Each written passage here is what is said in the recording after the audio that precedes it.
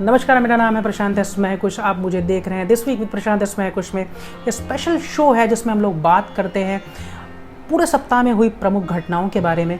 और आप इस शो को शुरू करने का एक मकसद था मेरा कि इसी बहाने आपसे इंटरेक्शन हो सके पूरे सप्ताह में एक बार तो कम से कम, और दूसरा सप्ताह की जो इम्पोर्टेंट खबरें हैं वो भी मैं आप तक पहुंचा सकूं। तो इस सप्ताह की जो सबसे प्रमुख घटना रही, शुक्रवार की रात्रि एक पुलिस मुठभेड़ में एनएसजी की एक आतंकवादी से मुठभेड़ हुई जिसका नाम है मोहम्मद मुस्तकीम खान उर्फ अबू यूसुफ, और ये उत्तर प्रदेश के बलरामपुर शहर का रहने वाला है।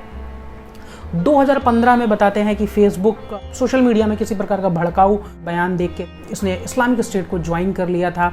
उसके बाद ये ऑनलाइन ट्रेनिंग लेता रहा, कई बड़े आतंकवादियों के साथ ये संपर्क में भी था, और उसके बाद इसने ऑनलाइन बॉम्ब भी बनाना सीखा।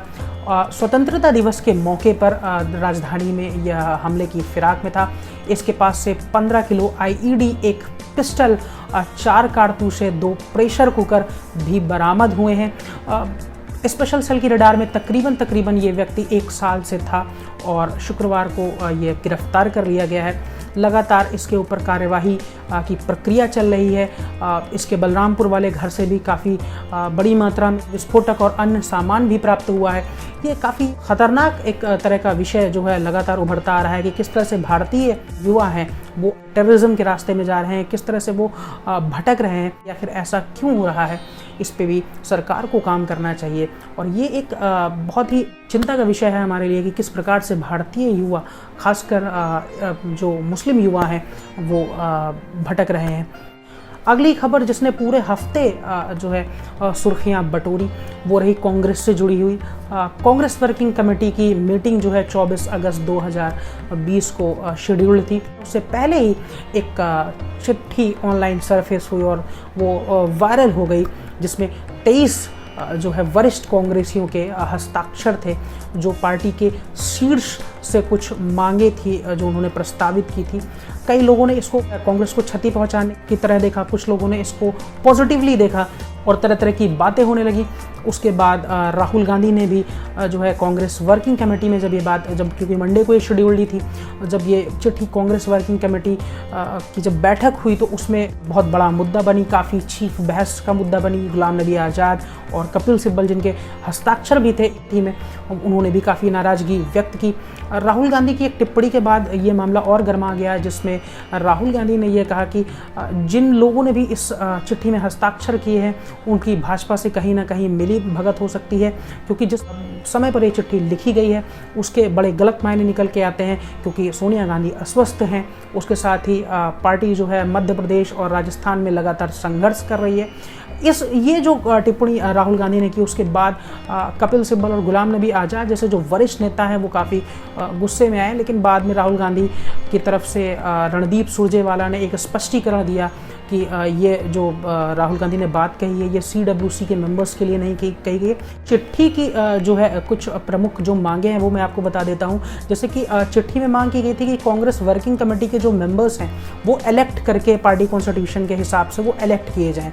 दूसरा, जो एग्जीक्यूटिव्स का चुनाव होता है वो प्रॉपरली फेयर तरीके से आंतरिक चुनाव हो पार्टी के अंदर, और वो चाहे ब्लॉक लेवल के हों चाहे नेशनल लेवल के हों। तीसरी जो प्रमुख मांग थी कि जो पार्टी का अध्यक्ष हो, राष्ट्रीय अध्यक्ष हो, वो एक ऐसा व्यक्ति हो जो परमानेंट हो, जो लगातार बना रहे पद पर, और साथ में वो एक प्रभावशाली व्यक्ति भी हो। ऐसी पार्टियों के साथ गठबंधन बनाया जाए जो पार्टियां भाजपा के खिलाफ एक समान विचारधारा रखती हों कांग्रेस के साथ। तो ये कुछ मांगे थी, जिसके बाद बहुत सारा बवाल मचा।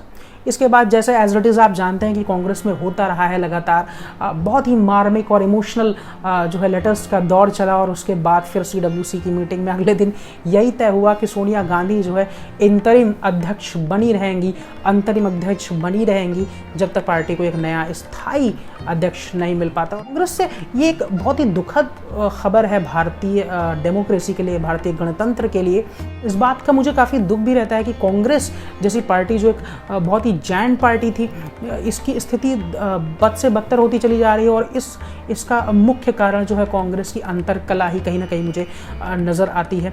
ये भी एक बहुत भारतीय गणतंत्र के लिए दुख की बात है कि भारतीय गणतंत्र का जो विपक्ष है वो बेहद कमज़ोर है, one of the weakest opposition in the world.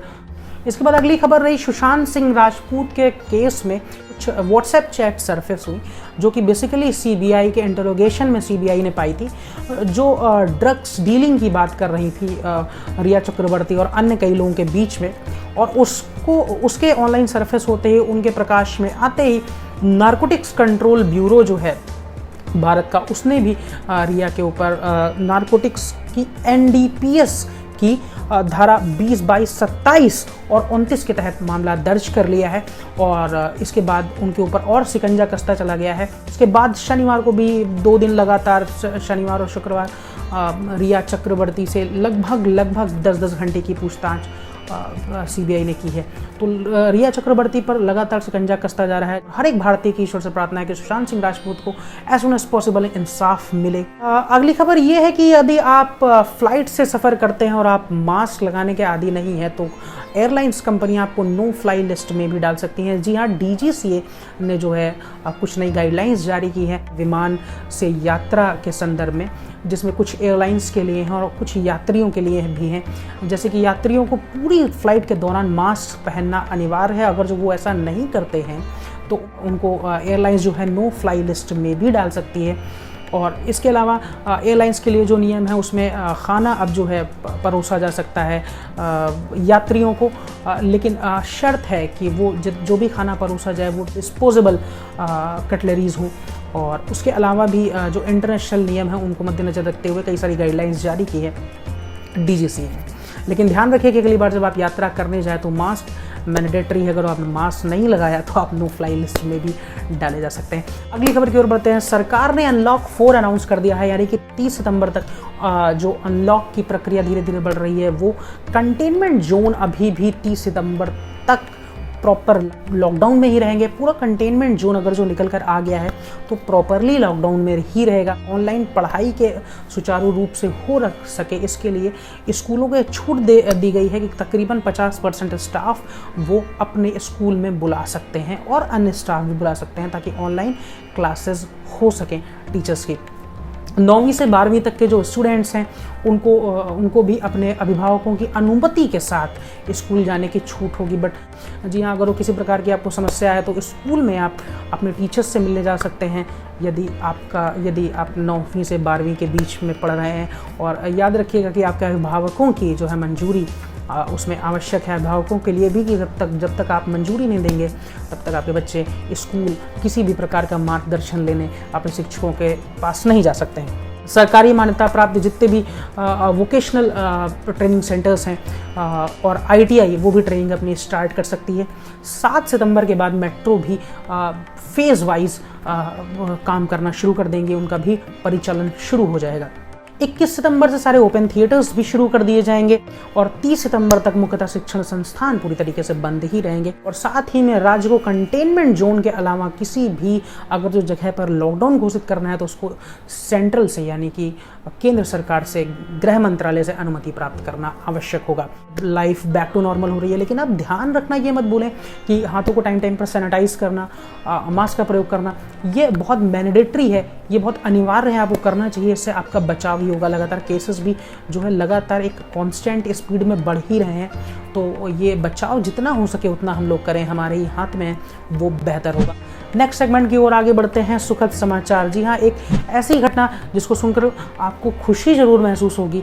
हो सकता है कुछ लोगों को ये बात पसंद ना आए, बट जनसंख्या जो विस्फोट भारत में हो रहा है, जिस प्रकार से जनसंख्या बढ़ रही है, वो एक चिंता का विषय है, क्योंकि हमारे पास रिसोर्सेज जो हैं और जो हमारी ज़मीन है वो कुछ ही लोगों का भार सह सकती है। मतलब एक पर्टिकुलर एक लिमिट है जो जिनका भार वो सह सकती है। और जिस प्रकार से जनसंख्या में इजाफा हो रहा है वो हम लोगों के लिए काफ़ी चिंता का विषय है। बीजेपी सरकार के एजेंडे में बात है कि वो पॉपुलेशन कंट्रोल लॉ लेकर के आए।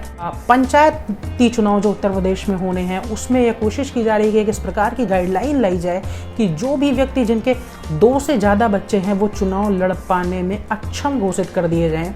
और ये मेरे हिसाब से एक बहुत अच्छा तरीका हुआ, क्योंकि जनप्रतिनिधियों को जब इस तरह की चीज़ों में आप रोकेंगे तो एक अच्छा इम्पैक्ट जो है, एक अच्छा प्रमोशन जो है, एक अच्छा प्रभाव जनता के ऊपर पड़ेगा और इससे भी काफ़ी प्रभाव आने की उम्मीद है। और जो महत्वाकांक्षी लोग हैं, जो आगे पंचायती चुनाव लड़ना चाहते हैं, जो पंचायती चुनाव लड़ रहे हैं, आगे member of legislative assembly MLA का चुनाव लड़ना चाहते हैं, उनके लिए भी और भी किसी प्रकार का चुनाव लड़ना पाते हैं, तो उनके भी मन में एक डर का, मैं कहूँगा, अगर जो भाव आ जाएगा और उसकी वजह से ये जो जनसंख्या का विस्फोट है उससे ये बच पाएंगे और उनको देखते हुए एक अच्छा प्रभाव, एक अच्छा मैसेज जो है समाज में पड़ेगा और बिना किसी प्रकार का बड़ा लौलाए ही हुए ही ये अच्छी कोशिश होगी, एक बेहतर पॉजिटिव अप्रोच होगा कि चीज़ें धीरे धीरे ही बदली जा सकें। तो ये एक बात आ रही है कि पंचायती चुनाव में इस तरह की कोई अनिवार्यता लाने की उम्मीद है। अभी फ़िलहाल ये बातें जो हैं कैबिनेट में हैं और पंचायती राज मंत्री जो बलियान साहब हैं वो इस पर पूरा कर रहे हैं, उस पर पूरी बात चल रही है। अभी परफेक्ट कुछ कहा नहीं जा सकता कि ये पक्का ही होगा कि नहीं होगा, बट इस पर बात चल रही है और एक तरह का सुखद समाचार है। दूसरा, इसी सुखद समाचार में इंक्लूड हम और करेंगे कि एक मिनिमम एजुकेशन रिक्वायरमेंट की भी बात चल रही है पंचायती चुनाव में। हाँ, कि विशेष तौर पे आप कुछ एक मिनिमम रिक्वायरमेंट एजुकेशनल क्वालिफिकेशंस की रख दी जाएगी, जिसके तहत अगर जो आपके पास वो अर्हता नहीं है तब भी आप चुनाव लड़ने में अक्षम माने जाएंगे। ये भी मेरे हिसाब से एक बहुत अच्छा पॉजिटिव अप्रोच होगा, क्योंकि पढ़े लिखे लोग राजनीति में आएंगे तो विकास बहुत ही अच्छा होगा और बहुत तेज होगा। अगला सेगमेंट, दुनिया, international news that matters to us. जी हाँ, इसमें जो एक बड़ी खबर जो भारत के लिए सच में मायने रखती है वो ये है कि लगातार चाइना से फेस ऑफ हो रहा है और हमारे जो चीफ ऑफ डिफेंस स्टाफ हैं उन्होंने सीडीएस साहब जो हैं बिपिन रावत जी, उन्होंने बोला है कि अगर जो ऐसी कोई स्थिति आन पड़ती है और डिप्लोमेटिकली, कूटनीतिक तौर पर बात चाइना से नहीं बनती है तो सैन्य जो विकल्प है वो खुला हुआ है। युद्ध के संकेत फिर से बिपिन रावत जी ने दिए हैं कि अगर जो चाइना अपनी हरकतों से बाज नहीं आता है तो किसी न किसी तरीके से युद्ध हो सकता है। ये चाइना जो है बहुत गड़बड़ कर रहा है इस बीच और ये चारों तरफ से इंटरनेशनली जो है इसने लगातार गड़बड़ कर रखी है, तो इसको भी सबक सिखाना मेरे हिसाब से ज़रूरी है। आप कमेंट बॉक्स में ज़रूर राय दीजिएगा कि चाइना के बारे में आपकी क्या राय है। अगली खबर, black panther fame Chadwick bossman का निधन हो गया है। कॉलन कैंसर की स्टेज 4 में थे ये। 2016 में इनको स्टेज 3 कॉलन कैंसर डिटेक्ट हुआ था। 4 साल की लंबी लड़ाई लड़ी, उस बीच भी लगातार शूटिंग करते रहे, बहुत ही अच्छे तरीके से फाइट की कॉलन कैंसर से, किंतु आखिर में वो इस लंबी बीमारी से जंग हार गए और उनकी मृत्यु हो गई। चैडविक बॉसमैन हर एक व्यक्ति के लिए, जो भी एवेंजर्स सीरीज़ का फ़ैन रहा है उसके लिए एक प्रेरणा स्रोत रहे हैं। जिस प्रकार से उनका अभिनय रहा है बहुत ही अच्छा और बहुत ही विविधतापूर्ण रहा है। इनकी आत्मा को ईश्वर शांति दे, ईश्वर से यही प्रार्थना करता हूँ। परिवार के प्रति सहानुभूति प्रकट करता हूँ। ईश्वर चैडविक बॉसमैन की आत्मा को शांति प्रदान करे। इंटरनेशनल सेगमेंट में ही आज दूसरे सेगमेंट की न्यूज़ है, अप्रत्याशित यानी कि अनएक्सपेक्टेड न्यूज़। विश्व की तीसरी सबसे बड़ी अर्थव्यवस्था जापान के प्रधानमंत्री शिंजो आबे, जो प्रधानमंत्री नरेंद्र मोदी के साथ जिनकी बहुत अच्छी दोस्ती है और जापान को नई ऊंचाइयों पर पहुंचाया है, जिन्होंने प्रधानमंत्री पद से इस्तीफा दे दिया है। और ये पहली बार नहीं हुआ जब शिंजो आबे ने अपनी बीमारी के चलते प्रधानमंत्री के पद से इस्तीफा दिया हो। इससे पहले भी 2007 में वो इस पद से इस्तीफा दे चुके हैं और प्रधानमंत्री नरेंद्र मोदी ने उनके शीघ्र स्वास्थ्य लाभ की कामना करते हुए भी ट्वीट किया था। अल्सरेटिव कोलाइटिस नाम की एक बीमारी है जो उन्हें किशोरावस्था में भी हो गई थी, इस बात को शिंजो आबे ने माना है और इसी के चलते जो है उनका स्वास्थ्य लगातार ख़राब रहता है। उससे अच्छी रिकवरी हो इसके लिए और राज्य का, जापान का जो पूरा कार्य है वो सुचारू रूप से चल सके, उसमें किसी प्रकार की बाध्यता ना आए, इसके कारण शिंजो आबे ने इस्तीफा दे दिया है। यही कामना रहेगी कि शिंजो आबे जल्दी से स्वस्थ हो, प्रधानमंत्री बने, हमारे मित्र राष्ट्र जापान को नई ऊंचाइयों पर लेके जाएं। इसी के साथ दिस वीक विद प्रशांत इसमें कुछ की सारी खबरें जो हैं, जो विशेष खबरें मैंने इसमें समावेशित की, उनका दौर ख़त्म होता है। मुझे बहुत अच्छा लगता है आपके साथ मिल कर के, आपसे बात करके, आपको नई नई खबरें दे करके पूरी। और आशा करता हूँ कि ये वीडियो आपको पसंद आया होगा। अगर जो ये वीडियो आप फेसबुक पर देख रहे हैं तो मेरे पेज को फॉलो करना ना भूलें। यूट्यूब पर देख रहे हैं तो चैनल को सब्सक्राइब करें, बेल आइकॉन दबाएं और वीडियो को लाइक करना ना भूलें। अगर जो पसंद नहीं आया, कुछ बातें ऐसी हैं जो नहीं पसंद आई, तो आप कमेंट बॉक्स में भी मुझे बता सकते हैं जो बातें इस पूरे वीडियो में आपको नहीं पसंद आई, कोई खबर छूट गई जो विशेष महत्व की हो तो मैं माफ़ी चाहता हूँ। और इसी के साथ आपसे विदा चाहता हूँ। नमस्कार।